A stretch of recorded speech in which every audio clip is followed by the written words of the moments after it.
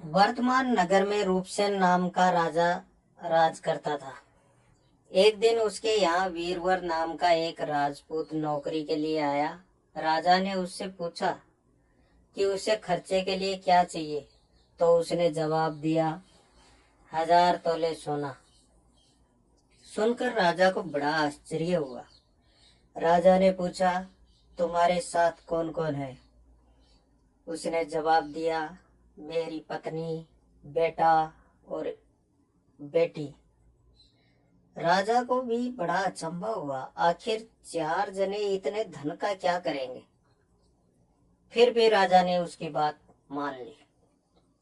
उस दिन से वीरवर रोज 1000 तोले सोना भंडारी से लेकर अपने घर आता, उसमें से आधा ब्राह्मणों में बांट देता, बाकी के 2 हिस्से करके एक हिस्से से मेहमानों, वैरागियों और सन्यासियों को दे देता और दूसरे हिस्से से भोजन बनवाकर पहले गरीबों को खिलाता, उसके बाद जो बचता उससे अपनी पत्नी और बच्चों को खिलाता और खुद खाता। काम यह था कि शाम होते ही ढाल और तलवार लेकर राजा के पलंग की चौकीदारी करनी पड़ती थी और राजा को भी जब कभी रात को उसकी जरूरत होती तो वह हाजिर रहता था। एक रात को आधी रात के समय राजा को मरघट की ओर से किसी के रोने की आवाज आई। उसने वीरवर को पुकारा तो वह आ गया। राजा ने उससे कहा, जाओ पता लगा कर आओ कि इतनी रात गए ये कौन रो रहा है और क्यों रो रहा है। वीरवर तत्काल वहां से चल दिया। मरघट में जाकर देखता है कि सिर से पांव तक एक स्त्री गहनों से लदी हुई कभी नाचती है, कभी कूदती है और फिर सिर पीट पीट कर रोती है, लेकिन उसकी आंखों से एक बूंद भी आंसू नहीं निकलती। वीरवर ने पूछा, तुम कौन हो और क्यों रो रही हो? उसने कहा, मैं राजलक्ष्मी हूँ। रो इसलिए रही हूं कि राजा विक्रम के घर में खोटे काम होते हैं, इसलिए वहां दरिद्रता का डेरा पड़ने वाला है। मैं वहां से चली जाऊंगी और राजा दुखी होकर 1 महीने में ही मर जाएगा। सुनकर वीरवर ने पूछा, इससे बचने का क्या उपाय है? स्त्री बोली, हाँ उपाय तो है। यहाँ से पूर्व में 1 योजन पर एक देवी का मंदिर है। अगर तुम उस देवी पर अपने बेटे का शीश चढ़ा दो तो विपदा टल सकती है। फिर राजा 100 वर्ष तक बेखटके राज करेगा। वीरवर घर आया और अपनी स्त्री को जगाकर सब हाल कह डाला। स्त्री ने बेटे को जगाया, बेटी को भी जाग आ पड़ी। जब बालक ने यह बात सुनी तो वह खुश होकर बोला, आप मेरा शीश काट कर जरूर चढ़ा दे।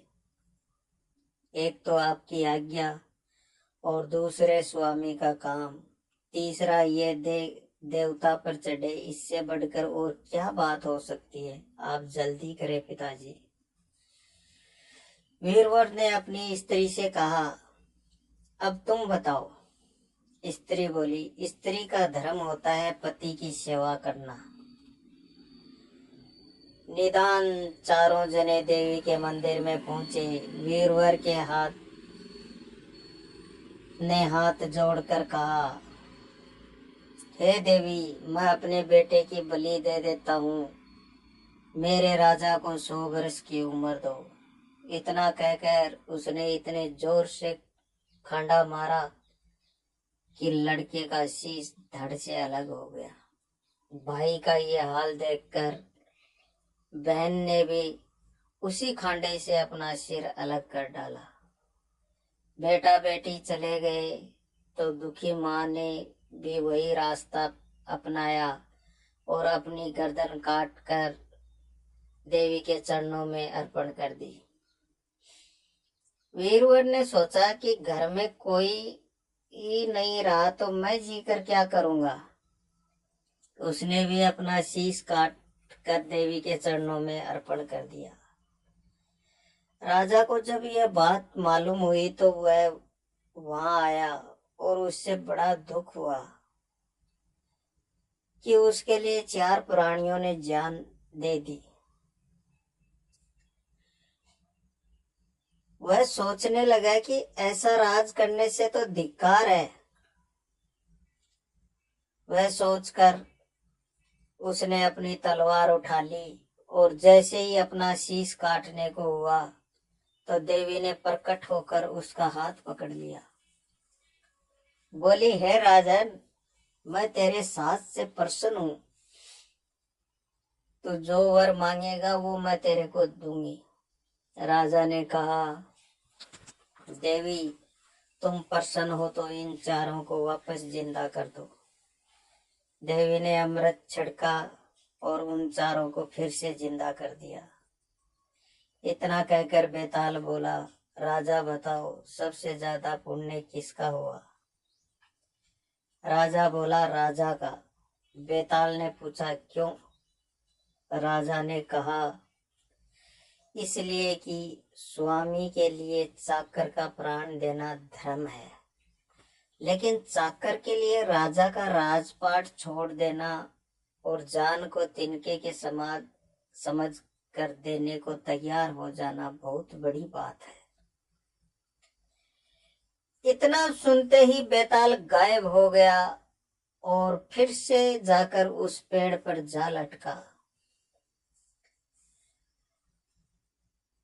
राजा विक्रमादित्य दौड़ा दौड़ा वहां पहुंचा और उसे फिर से पकड़कर अपने कंधे पर डाला और वहां से चल पड़ा। तो बेताल ने चौथी कहानी कहना शुरू कर दिया।